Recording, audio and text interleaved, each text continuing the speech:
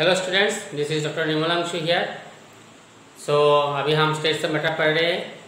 So this gaseous state जो कि हम इस चैप्टर में डील करेंगे। The gaseous state is of a substance. The gaseous state of a substance is characterised by four properties.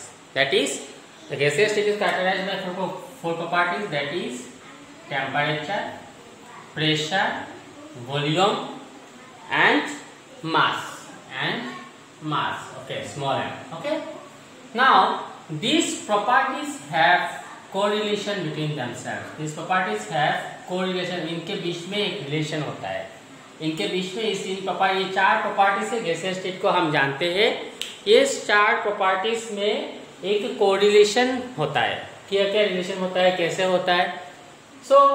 इस temperature, suppose temperature और pressure में एक रिलेशन होता है, प्रेशर और टेम्परेचर में, प्रेशर और वॉल्यूम में, वॉल्यूम और टेम्परेचर में, टेम्परेचर और मास में, इन सब में एक रिलेशन होता है। ये रिलेशन को जानने के लिए बहुत सारे साइंटिस्ट इस रास्ते में आए। ओके, और they have given various laws. Okay, now the first law was given by Robert Boyle and accordingly the law is called as Boyle's law. Accordingly, the law is called as Boyle's law. Robert Boyle ने एक law दिया जो law बोलता है कि at constant temperature अगर constant है, volume of a given mass of a gas is directly proportional, is inversely proportional to the pressure of the gas at constant temperature. तो रॉबर्ट बॉयल्स लॉ क्या है? Robert Boyle ने जो law दिया, वो Boyle's law है at constant temperature volume of a given mass of a gas is directly proportional to the is inversely proportional to the pressure. Okay, तो मतलब इसका मतलब हम लिख सकते हैं V is equal to small k into 1 by P, where k is constant। k क्या है? constant of proportionality। Okay, अभी अगर तो इसको देखा जाए तो इसको लिख सकते हैं PV equal to K is a constant, so PV is equal to K equal to constant. Okay, so अगर मान लो सेम टेम्परेचर में, कांस्टेंट टेम्परेचर में प्रेशर ऑफ टू गैसेस, अगर दो गैस लिया गया है, if you consider two gases, so उनका प्रेशर है, एक गैस का प्रेशर है P1, दूसरा गैस का प्रेशर है V1, टेम्परेचर इज कांस्टेंट। दूसरा गैस का प्रेशर है P2 एंड वॉल्यूम है V2, temperature is constant. So P1, तो इसके लिए क्या आएगा? P1 V1 is equal to constant, P1 is equal to constant. इसके लिए क्या आएगा? P2 V2 is equal to constant, P2 V2 is equal to constant. तो इन दो इक्वेशन को मिला के इक्वेशन 1 एंड 2 अगर इसको लिख लेते हैं तो इसको मिला के हम लिख सकते हैं P1 V1 is equal to P2 V2, P1 V1 is equal to P2 V2। Okay, so ये हो गया हमारा बॉयल्स लॉ। तो इसका मुताबिक बॉयल्स लॉ का क्या होगा? ग्राफ देखते क्या होता है। If we plot this law, इसका अगर प्लॉट करेंगे, लॉ को अगर प्लॉट करेंगे ग्राफ में, टेम्परेचर को कांस्टेंट मानते हुए अगर ये ग्राफ को हम प्लॉट करेंगे तो ग्राफ कैसा होगा? Suppose this is a graph, okay, इसमें टेम्परेचर कांस्टेंट है और सपोज यहाँ पे है वॉल्यूम, इस साइड में y एक्सिस में है, this is y axis, this is x axis, और x एक्सिस में है प्रेशर, तो वॉल्यूम का यूनिट क्या है? जो हमने कल हमारा पिछला लेक्चर में पढ़े थे, वॉल्यूम का यूनिट ले लिया हमने dm3, ओके, वॉल्यूम का यूनिट ले लिया dm3 और प्रेशर का यूनिट ले लिया बार। तो अगर x एक्सिस में, तो हमारा लॉ क्या है? V proportional to 1 by P at constant temperature is equal to constant. तो ये कंडीशन मानना बहुत जरूरी है। टेम्परेचर कांस्टेंट होने से volume of given mass of gas is inversely proportional to pressure, that is V proportional to 1 by P। तो अगर ऐसा होगा, अगर टेम्परेचर कांस्टेंट है तो वॉल्यूम जब वॉल्यूम बढ़ता जाएगा प्रेशर डिक्रीज होता जाएगा, या प्रेशर बढ़ेगा तो वॉल्यूम डिक्रीज होगा। तो graph will B suppose the graph will be like this, graph will be like this. Okay, तो सपोज यहाँ पे है वॉल्यूम V1, यहाँ पे है वॉल्यूम V1, यहाँ पे है वॉल्यूम V2। ओके, यहाँ पे है वॉल्यूम V1, तो V1 की जगह पे यहाँ पे है प्रेशर P1, यहाँ पे है प्रेशर P2। ओके, सो जैसा जैसा प्रेशर बढ़ते जाएगा वॉल्यूम डिक्रीज होगा, because we have got a voice flow like this, V proportional to 1/P, V proportional to 1/P। अभी अगर टेम्परेचर को कांस्टेंट रखेंगे, temperature is constant, now if we keep temperature constant, suppose ये graph temperature constant लेके graph लिया गया है, तो सपोज एक टेम्परेचर, किसी एक टेम्परेचर में ग्राफ अगर लेते हैं हम लोग, so pressure is represented in bar and volume in dm cube. Okay, so suppose ये हो गया टेम्परेचर 200 केल्विन में, ये हो गया टेम्परेचर 200 केल्विन में, ये हो गया ग्राफ हमारा 500 केल्विन में, 500 केल्विन में ऐसा ग्राफ होगा। ओके, ये हो गया ग्राफ हमारा 600 केल्विन में, ऐसा ग्राफ होता जाएगा। Okay, so this will be the type of graph between volume and pressure. Okay, now if we plot a graph between volume versus 1/P, if we plot a graph between volume versus 1/P, then what will be the nature of the graph? What will be the nature of the graph? So the nature of the graph is, so this is volume, this is a volume, in y-axis we have got volume, इस तरफ है volume इन dm, volume का unit क्या है dm cube, और इसमें है हमारा 1/P, इसका अगर x एक्सिस में ले लिया, इसको अगर y एक्सिस में ले लिया, तो जैसा जैसा 1/P बढ़ेगा वैसा वॉल्यूम बढ़ेगा, because volume is directly proportional to 1/P। तो इसका ग्राफ कैसा होगा, इसका ग्राफ होगा ऐसा ऐसा ग्राफ होगा 1 2 3 4 5। Suppose we have taken 5 points, suppose we have taken 5 points. Okay, so ऐसा होगा उसका ग्राफ, उसको एक्सट्रापोलेट करने से it will pass through a straight line, it will be straight line passing through origin, it will be straight line passing through origin. अभी pressure volume versus pressure graph क्या होगा, pressure volume versus pressure graph क्या होगा, तो देखते हैं इसका ये क्या होता है, प्रेशर वॉल्यूम वर्सेस प्रेशर। समझ में आ रहा है ना मेरा बात, प्रेशर वॉल्यूम वर्सेस प्रेशर। तो इसका ग्राफ क्या होगा, ये है volume pressure volume along y axis ले लिया, pressure volume along y axis ले लिया, और प्रेशर अलोंग x एक्सिस ले लिया। तो देखो प्रेशर के ऊपर प्रेशर वॉल्यूम जो है, प्रेशर इनटू वॉल्यूम इंडिपेंडेंट है, the pressure volume is independent of the pressure. Okay, so graph क्या होगा, it will be a straight line parallel to the x-axis. It will be a straight line parallel to the x-axis. Suppose ये temperature है T1, ये temperature है at T2. So pressure, this will be a graph, will be a straight line passing the straight line parallel to the x-axis. So this is at temperature T2. Okay. So these are some graphs. Graphs are very much important so far as your entrance point is concerned. And final year exam में भी ये बहुत ही ज़्यादा important है। Okay, next graph जो है, जो important है फाइनल एग्जाम के लिए, तो इम्पोर्टेंट है उतना, लेकिन ज़्यादा इम्पोर्टेंट है that this is for your entrance exam. So इसका भी एक ग्राफ देखते हैं, नमूना। सो देखते हैं क्या होता है ग्राफ। सो अगर हमारे पास क्या है, रिलेशन क्या है, रिलेशन है PV equal to K, PV equal to K, small k। Temperature constant है, temperature is constant, temperature is constant. Conditions हमेशा याद रखना my dear student. Okay, so PV equal to K। So अगर इसका log लेते हैं, taking log on both sides, what will get, taking log on both sides, log of PV is equal to log of K। Okay, तो log A भी क्या है, log P plus log B is equal to log K, log P plus log B is equal to log K, or you can write log P equal to log P is equal to minus log B plus log K. Okay, minus log B plus log K. Now देखो बच्चों, ये equation जो है this equation represents equation of a straight line. जो तुमने तुम्हारा school days में पढ़े हो, this equation represents equation of a straight line. Equation of a straight line क्या है? स्ट्रेट लाइन का इक्वेशन क्या है? स्ट्रेट लाइन का इक्वेशन है y equal to mx plus c।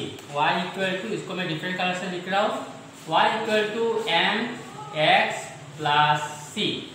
तो इसमें y क्या है? y एक्सिस है। x क्या है? x एक्सिस है। m क्या है? m है स्लोप, m इज स्लोप। अगर याद नहीं है तो याद कर लो, okay. This you studied already in your school days. And c क्या है? c है इंटरसेप्ट।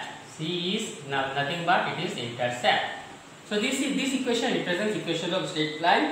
तो अगर इसका ग्राफ लेते हैं y वर्सेस x, अगर इसका ग्राफ लेते हैं y वर्सेस x, ओके। सो y क्या है? y में क्या आएगा? हमारा log p आएगा। y में आएगा हमारा log p, ओके। अभी और log v आएगा x एक्सिस में, log v आएगा x एक्सिस में। तो इसका ग्राफ क्या होगा? तो इक्वेशन ऑफ स्ट्रेट लाइन का ग्राफ क्या होता है? इक्वेशन ऑफ स्ट्रेट लाइन का ग्राफ होता है, graph will be like this. इसका स्लोप क्या है? ये पोर्शन है हमारा स्लोप, ये पोर्शन है हमारा स्लोप, तो ये पोर्शन है हमारा स्लोप, ओके। तो slope is equal to -1, slope is equal to -1। और इंटरसेप्ट क्या है? ये पोर्शन है हमारा intercept, okay. This portion is intercept. तो इंटरसेप्ट क्या है? Intercept is equal to log, slope is equal to m is equal to slope is equal to -1। Intercept क्या है? log k। इंटरसेप्ट क्या है? log k, okay. now this means slope is equal to -1, slope is equal to -1। तो -1 कब होता है? -1 when we get -1 value means that slope कैसे आता है? slope टेंजेंट लेने से आता है। So tangent of tan theta, ये वैल्यू जो है ये थीटा है, this value is theta. So tan theta is equal to -1। तो tan theta minus equal to -1 मतलब theta is equal to tan inverse of -1 which is equal to 135 degree. मतलब ये angle जो है हमारा 135 डिग्री है, okay. So this is Boyle's law. This is all about Boyle's law. तो Boyle's law के ऊपर कुछ प्रॉब्लम्स है जो कि हम करेंगे, ओके। अभी दूसरा एक साइंटिस्ट आया जो जिनका नाम है जैक्स चार्ल्स। उन्होंने दिया एक लॉ जिसका नाम है चार्ल्स लॉ। उन्होंने दिया है एक लॉ जिसका नाम है चार्ल्स लॉ। तो चार्ल्स लॉ क्या होता है? देखो तो बच्चों, तो चार्ल्स लॉ क्या होता है? So this is Charles law, CHARLES apostrophe comma Charles law। इस लॉ को दिया है जैक्स चार्ल्स ने। सो इसमें वॉल्यूम और टेम्परेचर के बीच रिलेशन निकाला गया है, volume versus temperature relation. Boyle's law में क्या है? Volume versus pressure. ये इसमें है volume versus temperature relation at constant pressure. Pressure क्या है? अभी प्रेशर कांस्टेंट है। बॉयल्स लॉ में क्या था? कांस्टेंट, टेम्परेचर कांस्टेंट था। और रिलेशन किसके बीच में था? Volume versus pressure. अभी इसमें क्या है? वॉल्यूम वर्सेस टेम्परेचर का रिलेशन है और कांस्टेंट क्या है? कांस्टेंट है प्रेशर। तो चार्ल्स लॉ क्या बोलता है? चार्ल्स लॉ बोलता है सपोज मान लो volume of gas is at 0 degree centigrade, V0 है volume at 0 degree centigrade, okay. Now जो वॉल्यूम इंक्रीज करता है Vt में at T degree centigrade, so Charles law क्या बोलता है? Vt is equal to V0 plus V0 into T by 273। This is Charles law. Vt is equal to V0 plus Vt into V0 plus V0 into T by 273। मतलब the volume of a given mass of gas increases or decreases, volume of a given mass of gas increases or decreases by 1/273 of its volume, by 1/273 of its volume at 0 degree centigrade for every 1 degree rise or fall in temperature. Okay, तो मैं इस law को लिखता हूँ, the volume of a given mass of a gas, volume of a given mass of a gas increases or decreases by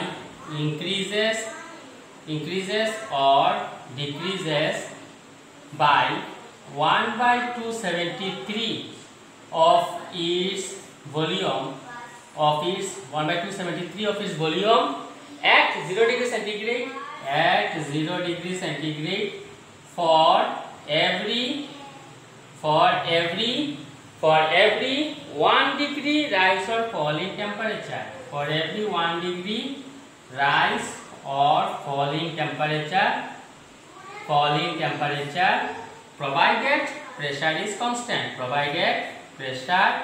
P is constant. Okay, तो इसके हिसाब से ये आगे हमारा law, the volume of a given mass of a gas increases or decreases by 1/273 of its volume at 0 degree centigrade for every 1 degree rise or fall in temperature, provided P is constant. तो इसका basis में देखते हैं हम क्या होता है हमारा. सो ये हो गया हमारा 400 क्या आ गया हमारा, dt is equal to v0 plus v0 into t by 273. vt is equal to v0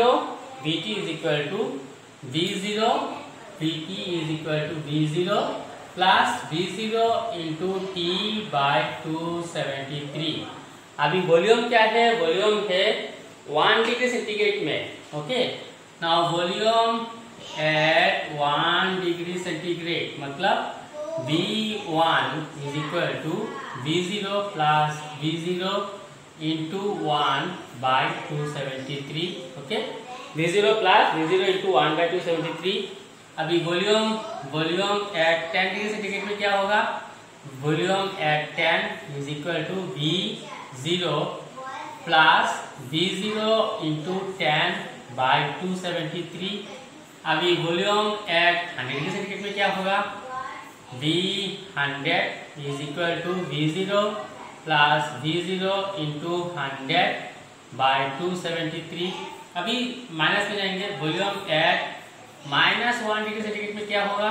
okay, so V at -1 is equal to V0 minus V0 into 1 by 273. अभी वॉल्यूम एट -100 डिग्री सेंटीग्रेड में क्या होगा, volume at -100 is equal to V0 minus V0 into 100 by 273.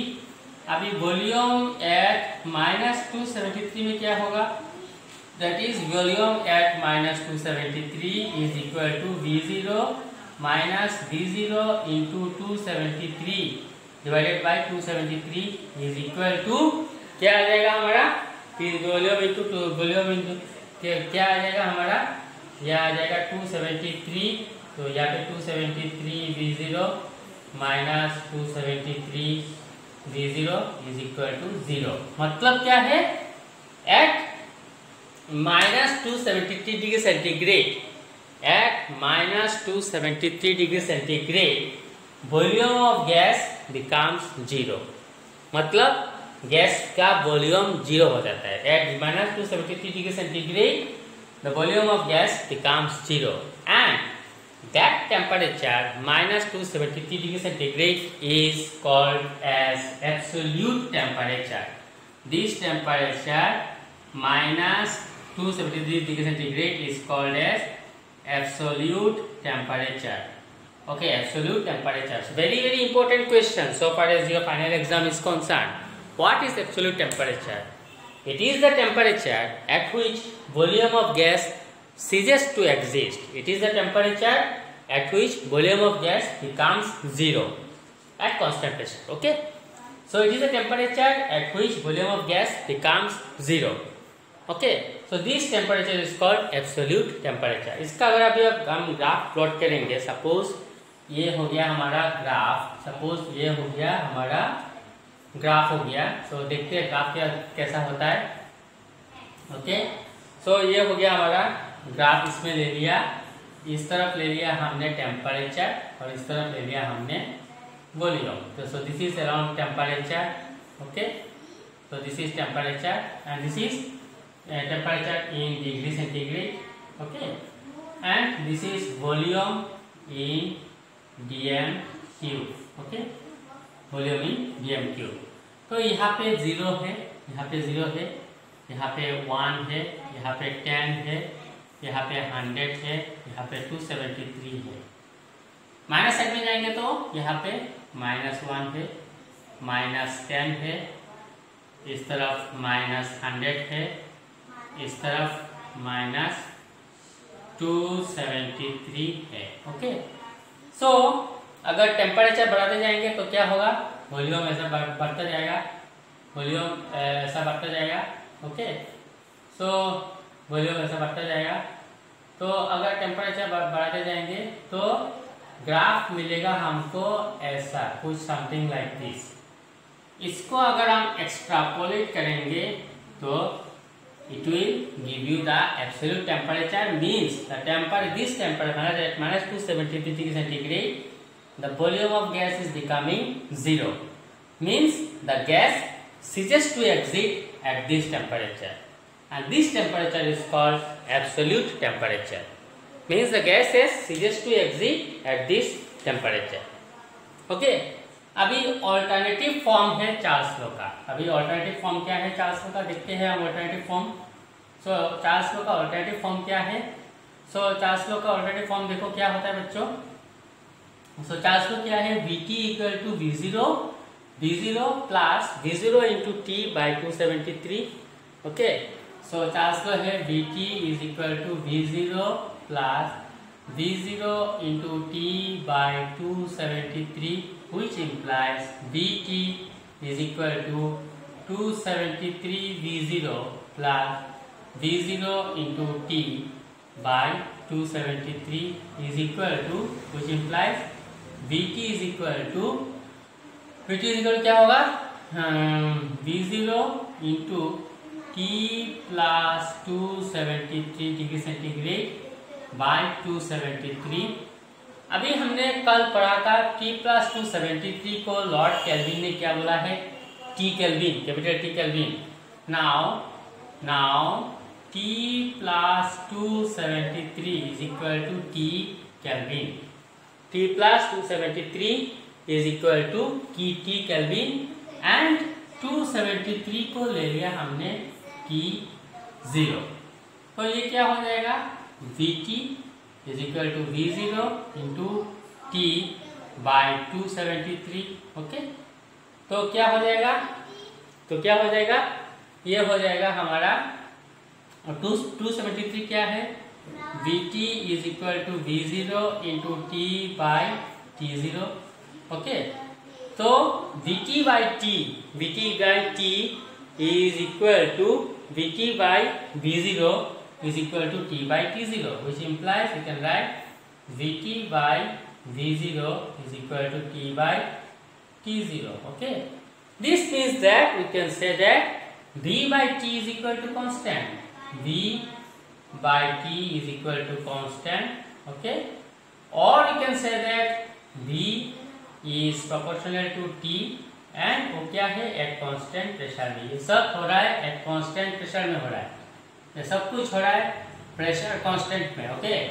So at constant pressure. So this is alternative form of Charles law, okay. So ये हो गया हमारा alternative form. अभी अगर इसका ग्राफ प्लॉट करेंगे तो V वर्सेस T का, V प्रोपोर्शनल टू T, तो इसका ग्राफ क्या होगा स्टूडेंट्स? सो इसका ग्राफ क्या होगा बच्चों? तो ग्राफ होगा क्या, देखो बेटा, ग्राफ V मतलब जैसे जैसे T बढ़ता जाएगा वैसा वैसा वॉल्यूम बढ़ता जाएगा, मतलब the graph will be a straight line passing through origin. So ये इस तरफ अगर temperature X axis, this X axis, this is Y axis, इस तरफ अगर टेम्परेचर है, इस तरफ अगर टेम्परेचर है जो कि है केल्विन में, ओके, और इस तरफ है वॉल्यूम जो कि है dm क्यूब में। वॉल्यूम का यूनिट क्या है, वॉल्यूम का यूनिट है dm क्यूब, तो जैसे जैसा वॉल्यूम बढ़ेगा वैसे वैसा टेम्परेचर भी बढ़ेगा, क्योंकि we have B proportional to T, we have B proportional to T, we have B proportional to T at constant pressure. Okay, so this is Charles law. ये ऐसा होगा ग्राफ. ओके, अभी अगर वेरियस प्रेशर में graph लेंगे, तो कैसा होगा ग्राफ? इसमें अगर टेम्परेचर है, temperature in kelvin scale. Okay, इसमें अगर वॉल्यूम है, वॉल्यूम यूनिट क्या है? dm3. ओके, सो इसका ग्राफ क्या होगा? वेरियस प्रेशर में है, ये एक ग्राफ होगा, ये एक प्रेशर में ग्राफ होगा, ये एक प्रेशर में ग्राफ होगा. ओके, सो ये प्रेशर है P1, P2, P3. Suppose P1, P2, P3. Okay, इसमें ज्यादा कौन सा है? P3 डेफिनेटली ज्यादा है. सो P1 less than P2 less than P3. So these are the graphs. My dear students,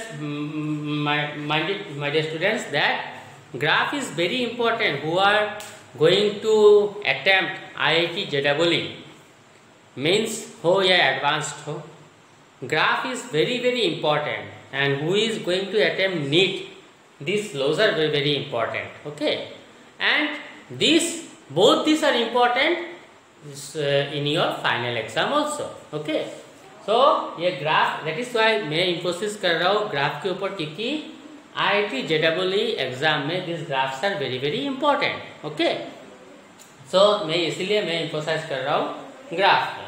okay, next क्या हुआ? गाय-लुसाक नाम का एक साइंटिस्ट, इन्होंने एक लॉ दिया.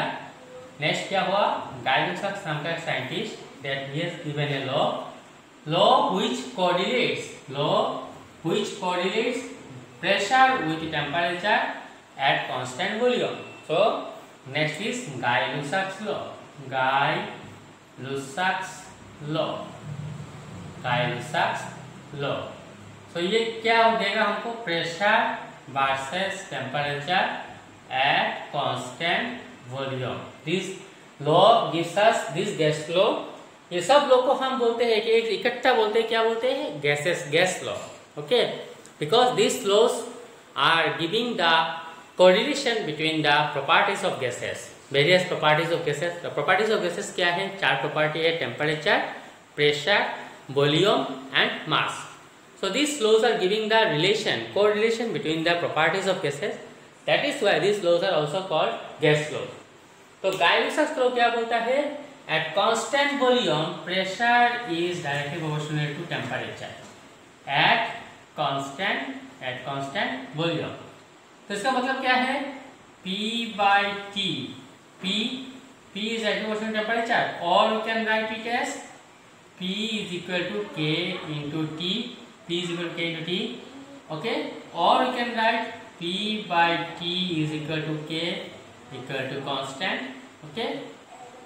Now if we consider two gases, where we have pressure P1, temperature T1, volume तो constant है, और दूसरा केस अगर ले लिया pressure P2, temperature T2, volume constant है, तो इस केस के लिए क्या आएगा? P1 by T1 is equal to constant. Okay, इसके लिए क्या आएगा? P2 by T2 is equal to constant. Okay, अभी अगर दोनों को मिला दिया जाए तो क्या होगा? P1 by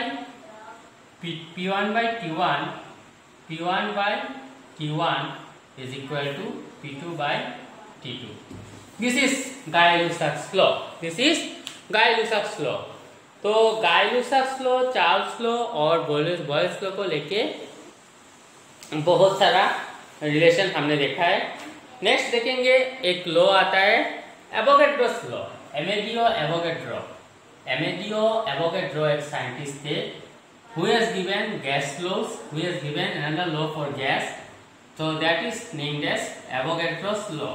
Okay, तुम सबने, मैं जहाँ तक मेरा ख्याल है, you have studied Avogadro's number.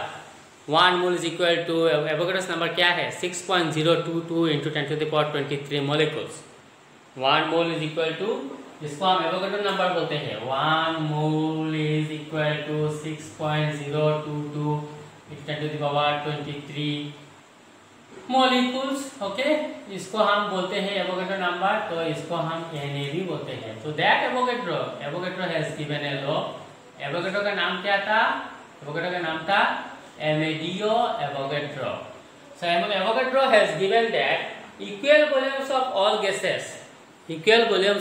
gases under similar conditions of temperature and pressure. Under similar conditions of temperature and pressure contain equal number of molecules. मतलब volume of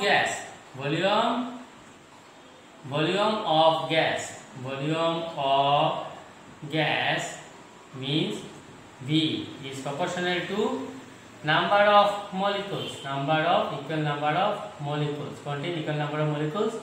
Number of molecules मतलब क्या होगा? Capital N. Number of molecules capital N. ये होगा at constant T and P. Volume of gas proportional to N. अभी देखो N क्या होता है? Number of moles is equal to, we know number of moles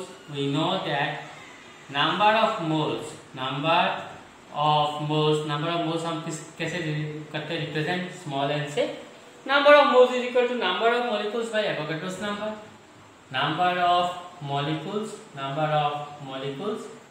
मतलब n, capital N divided by Avogadro's number. Okay, divided by Avogadro's number. इसको लेते हैं NA. तो क्या होगा? That is n proportional. That is simple you can write n proportional to capital N. तो मतलब इसको अगर इस यहाँ पे बिठाया जाए तो volume is proportional to number of moles. This is Avogadro's law at constant temperature and pressure. Okay, so आज हमने क्या क्या देखा? वॉल्स लॉ देखा. वॉल्स लॉ क्या बोलता है? V proportional to 1/p at constant temperature. Charles law क्या बोलता है? V proportional to T at constant pressure. Gay Lussac's law क्या बोलता है? Pressure proportional to temperature at constant volume. और एवोगाड्रोस लॉ क्या बोलता है? बोलता है कि at constant temperature and pressure volume is proportional to number of molecules और number of moles, because number of molecules equal to number of moles. ये हमने यहाँ पे प्रूव कर लिया. So volume is proportional to number of moles. So ये चार law तुम ध्यान से पढ़ना, क्योंकि कल in my next class we are going to use this laws. Okay, so with this I want to end up my session here today.